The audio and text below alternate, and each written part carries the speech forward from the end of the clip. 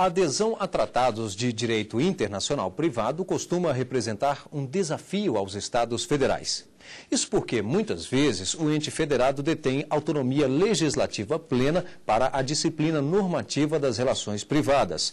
Mas um estudo acadêmico brasileiro coloca em discussão o regime que vem se formando internacionalmente em torno da Convenção de Haia sobre os aspectos civis do sequestro internacional de crianças. Esse tema deu luz à dissertação do mestre em Direito das Relações Internacionais, Fernando Luiz de Lacerda Messeri, o trabalho intitulado Direitos da Criança, o Brasil e a Convenção sobre os Aspectos Civis do Sequestro Internacional de Crianças. Foi submetido ao programa de pós-graduação estricto sensu em Direito do Centro Universitário de Brasília.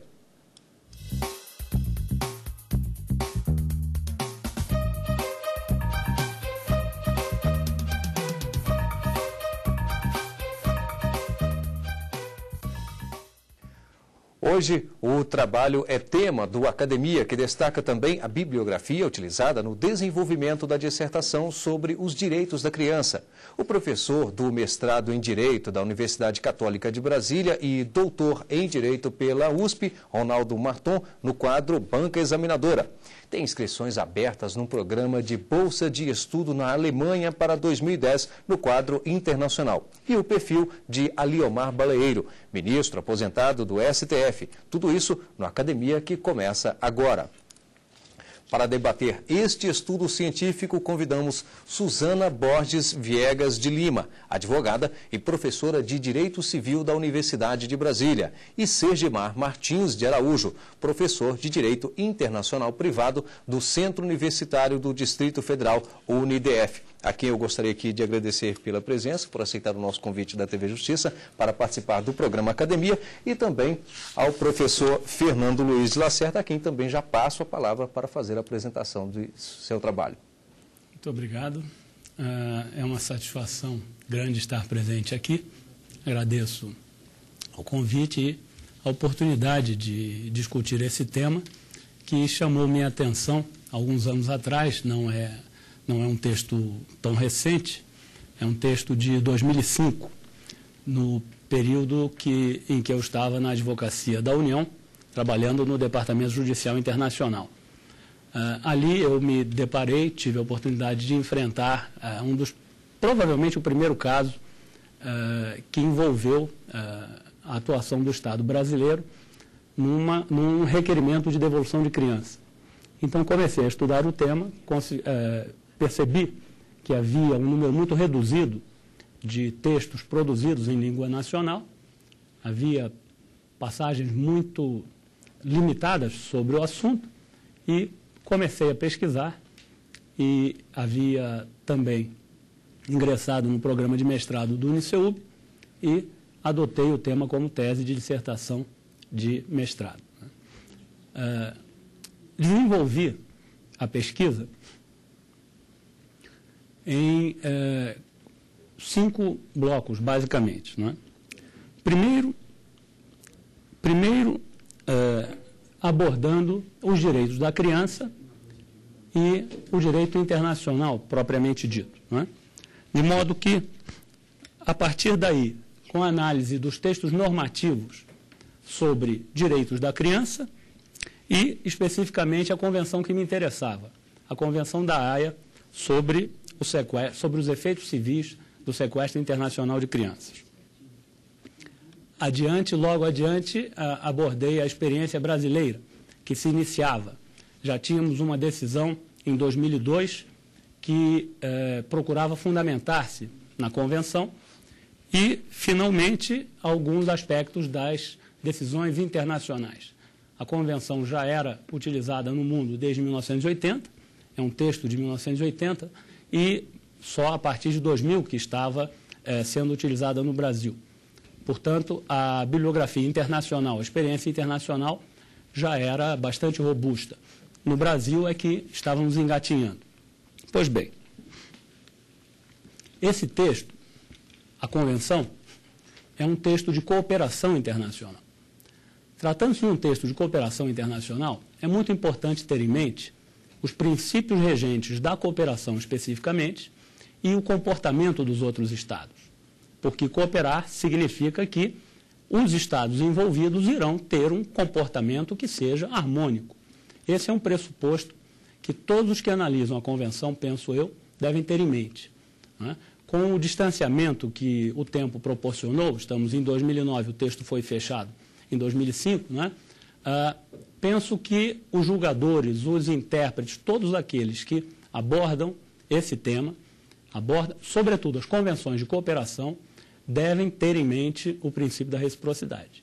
Devem estar preparados para lidar com o conhecimento da experiência da outra parte, né, dos outros estados, ou seja, a maneira como os outros estados estão utilizando a Convenção.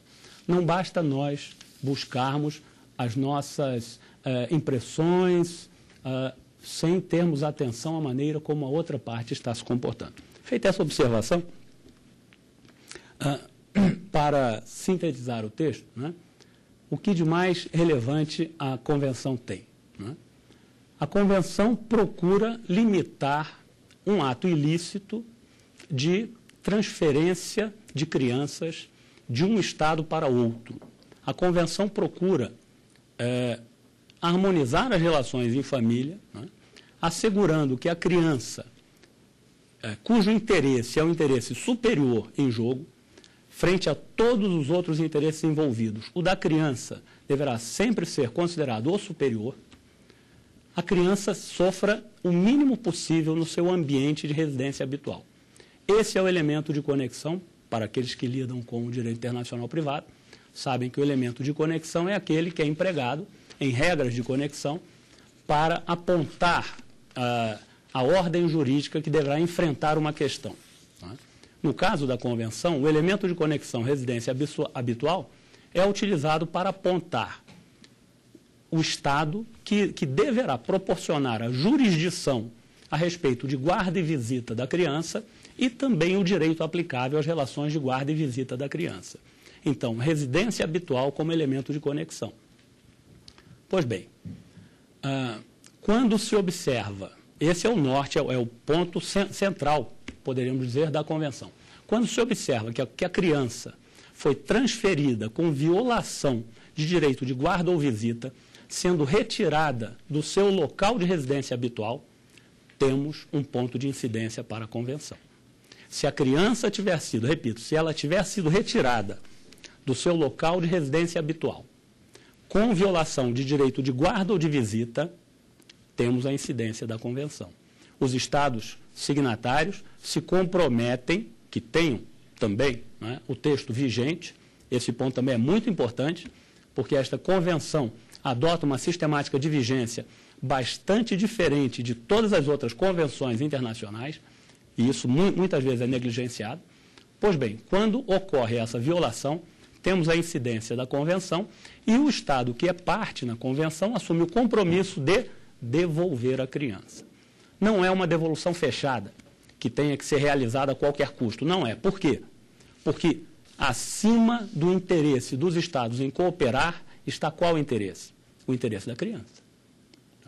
Acima do compromisso de cooperação, qual é o interesse que prevalece? O da criança. Então, a Convenção traz algumas regras de escape. Sempre que identificarmos, e a grande regra de escape, que é proporcionada pelo princípio, evidentemente. O princípio é uma arma poderosíssima na mão do julgador. O princípio permite que o julgador faça a regra para o caso concreto. Então, além das regras expressas na Convenção, temos o princípio do superior interesse da criança. Eu sei que alguns traduzem esse princípio como o melhor interesse da criança, é uma tradução que vem da língua inglesa, mas os países de língua latina utilizam superior interesse da criança ou interesse superior da criança. Mas, enfim, dito isto, nós temos as exceções ao compromisso de devolução. Não é? Se a criança já estiver a um intervalo de tempo razoável e bem ambientada no local de residência, é forçoso reconhecer no local de residência, ainda que seja aquele para o qual ela tenha sido transferida ilicitamente, será forçoso reconhecer que a residência habitual dela mudou. Havendo mudança na residência habitual, não estará mais o Estado requerido para a cooperação comprometido com a devolução cega. Por quê? Porque aí o interesse superior da criança fala mais alto. E qual é? É a de permanecer no seu local de residência habitual. Então, local de residência habitual é um conceito aberto. O julgador tem que ter isto em mente. É um conceito aberto, é um conceito que varia por quê? Porque se a criança, seja por inércia de quem tinha interesse em provocar, seja por outros fatos, né?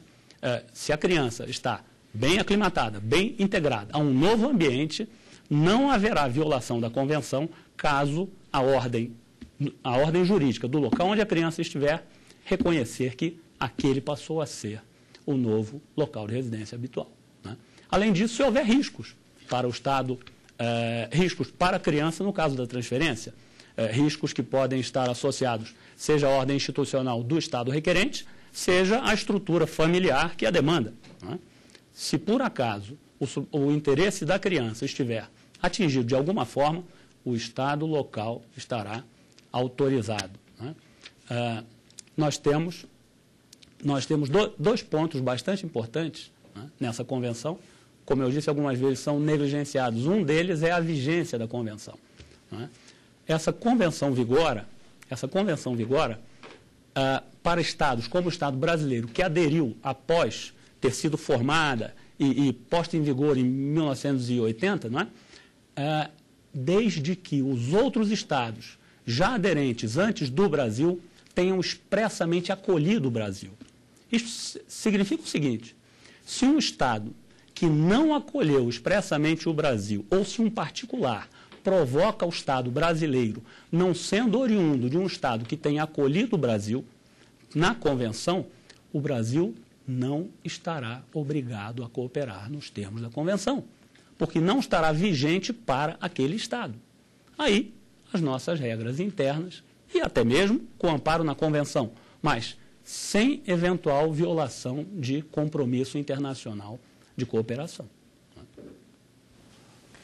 Bem, daqui a pouco nós vamos entrar na discussão sobre esse tema. Temos aqui os nossos professores também dessa área que vão discutir o assunto. Eu gostaria de convidá-lo agora para conferir parte da bibliografia utilizada neste estudo. Direito Internacional Privado, a criança no direito internacional, de Nádia de Araújo, publicado pela editora Renovar. Direitos da Criança e Adoção Internacional, de Gustavo Ferraz de Campos, Mônaco, editora Revista dos Tribunais. O Academia é um espaço aberto ao conhecimento e quer a sua participação. Entre em contato com a nossa equipe pelo endereço eletrônico academia@stf.jus.br. O professor do mestrado em Direito da Universidade Católica de Brasília e doutor em Direito pela USP, Ronaldo Marton, está no quadro Banca Examinadora. Às vezes, o aluno, principalmente quando o trabalho é um trabalho como o nosso aqui, um trabalho jurídico, há tendências de transformar a sua tese em defesa de certas convicções políticas ou jurídicas previamente aceitas pelo aluno. Isso atrapalha a visão científica do tema. O aluno, às vezes, se coloca como um advogado defendendo uma parte em juízo e não um acadêmico, um cientista estudando uma determinada matéria. A tese deverá ser a análise de um determinado tema sobre todos os ângulos possíveis, utilizando a metodologia científica adequada.